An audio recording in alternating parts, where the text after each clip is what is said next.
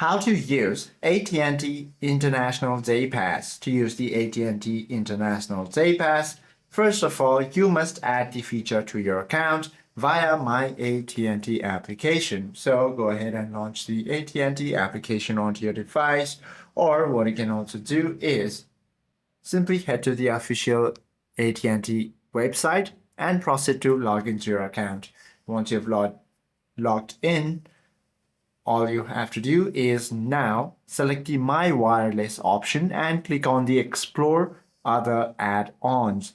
Once you do this, choose the Travel Outside the US plan and select the Add to Device. Make sure to add it individually to every line that is traveling. Now you simply have to configure your phone settings.